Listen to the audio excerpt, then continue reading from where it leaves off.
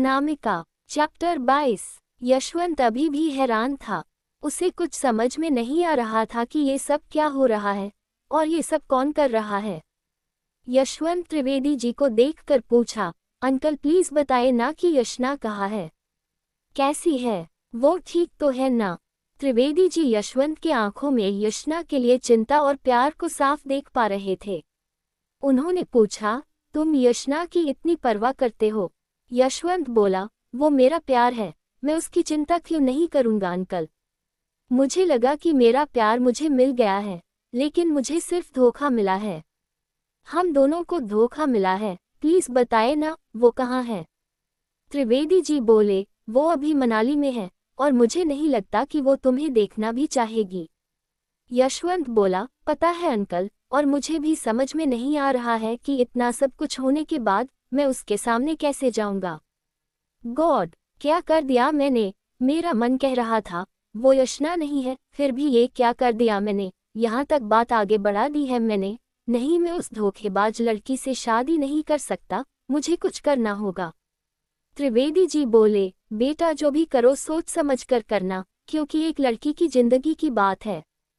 यशवंत गुस्से से बोला, अंकल जब उसने ये सब करने से पहले सोचा नहीं है तो मैं क्यों सोचूं।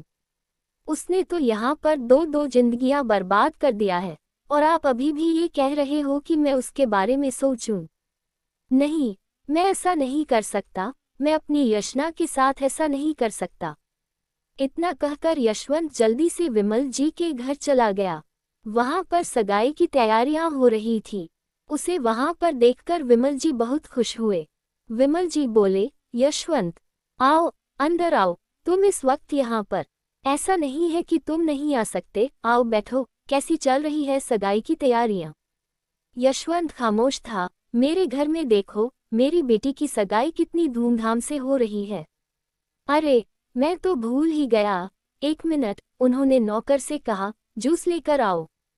एक नौकर वहां जूस लेकर आया। जब यशवंत की नजर उस पर पड़ी, वो और भी हैरान हो गया। वो एकदम से खड़ा हो गया और आप कहकर चिल्लाया। यशवंत के चिल्लाने की आवाज सुनकर सभी लोग वहां पर आ गए। वो नकली यशना भी अपने कमरे से बाहर आ गई। वो नकली यशना बोली, यशवंत तुम इस वक्त यहाँ। उसने उस नौकर को देखा और मन में, ओह गॉड, उसने देख लिया, अब पापा को क्या बोलूंगी मैं, कुछ तो करना होगा। उसने उस नौकर पर चिल्लाया, जाओ यहाँ से। यशवंत पूछा, तुम अपने पापा को यहाँ से जाने के लिए क्यों कह रही हो। ये शब्द सुनते ही सब लोग हैरान हो गए। विमल जी गुस्से से बोले, ये क्या बकवास कर रहे हो यशवंत, उसका पापा मैं हूँ, ये तो हमारे घर का नौकर है।